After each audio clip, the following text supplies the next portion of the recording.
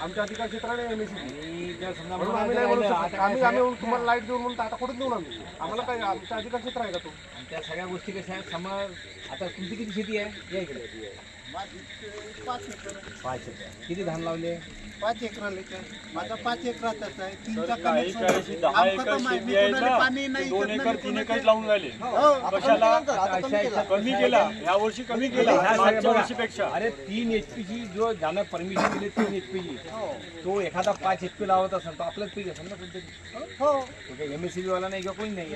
ह्या गोष्टी कशा आहे अंडरस्टँडिंग करण्याचं आहे. पूर्ण नाव सर आपलं? नमस्कार, मी प्रशांत विखे, डेप्टी इंजिनियर, देवरी सब डिव्हिजन.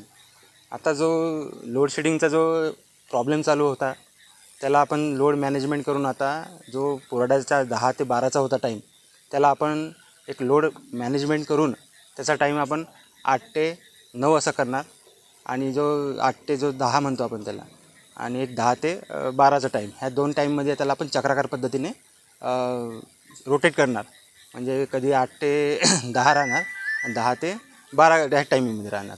जेणेकरून जो बाकीचा जो लोड आहे त्यांचा, त्या टायमिंगचा जो रात्रीचा जो त्रास सहन करावा लागत आहे तो तात्पुरत्यारित्या तो निपटून जाईल. बाकीचे जे आहे ते 7 दिवसामध्ये जो प्रॉब्लेम आहे हा पूर्णपणे सॉल्व्ह होऊन जाईल. आपण एक शेतकऱ्यांना 10 दिवसानंतर हे पूर्ण तोडगा निघणार असं आपण म्हणलं आहे, तर ते तोडगा निघणार? हो, त्याच्यामध्ये कसं आहे, देवरी सबस्टेशनचं एक 90% काम झालेलं आहे, 10% बॅलन्स आहे. त्याच्यानंतर काय करणार, इकडला जो काही लोड आहे 50% लोड आपण त्या देवरी सबस्टेशनवर टाकणार आहे, जेणेकरून आपल्याला लोडचा एक रिलीफ भेटणार आहे. आणि त्याच्यानंतर काय होणार, आपल्याला लोडचा जो रिलीफ भेटल्यानंतर हा जो लोड शेडिंगचा आणि लोड मॅनेजमेंटचा विषय संपून जाणार आहे आणि शेतकऱ्याची समस्या सुटणार 100% चालू.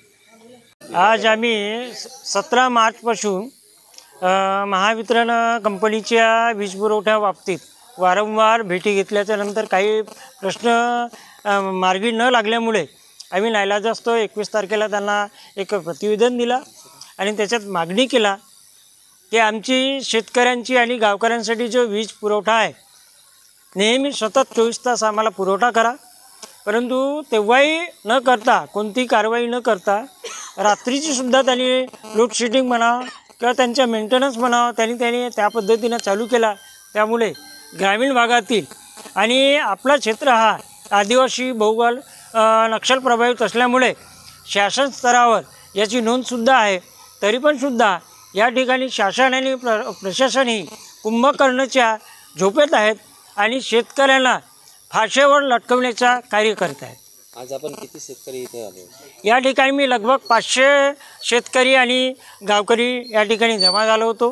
काय आश्वासन दिले आपल्याला अधिकाऱ्यांनी? या ठिकाणी आपले उपविभागीय अभियंता उके सर यांनी सांगितलं की माझ्या स्तरावरची जी स्थिती आहे ती तुम्हाला कोणत्याही परिस्थितीत 8 ते 10 दिवसापर्यंत कोणतीही अखंडित सेवा देऊ शकत नाही. त्यामुळे मी दिलगिरी व्यक्त करतो आणि मी तुम्हाला 10 दिवसाच्या नंतर सतत वीज पुरवठा करण्याचे आश्वासन देण्याची त्यांनी हमी दिली. 10 दिवसानंतर पुरवठा झाला नाही तर काय पुढची भूमिका काय? जर 10 दिवसानंतर जर नियमित जर पुरवठा झाला नाही तर आम्ही ठिय्या आंदोलन याच महावितरण उपकेंद्राच्या समोर परिवारासहित या ठिकाणी ठेवण्याचं आम्ही निश्चित केलेलं आहे. नमस्कार, मी सविता संजय पुरा, माजी महिला बालकल्याण सभापती, पुराडा जिल्हा परिषद क्षेत्राची जिल्हा परिषद सदस्य आहे. माझ्या क्षेत्रातली सर्व जनता इथे आलेली आहे. त्या दिवशी पण त्यांनी मला बोलवलं होतं. आम्ही सतत पाठपुरावा करत होतो. निवेदनसुद्धा क्षेत्राच्या वतीने देण्यात आलं. आत्ता मला फोन आलेला होता की इथे सगळेजण जमा झाले म्हणून यांची भेट घेण्यासाठी आली. आताच सन्माननीय जे उईके साहेब आहेत त्यांनी सांगितलं की लोड मॅनेजमेंट करून कसं थोडं, कारण अंधाराचा त्रास भरपूर पब्लिकला होत आहे.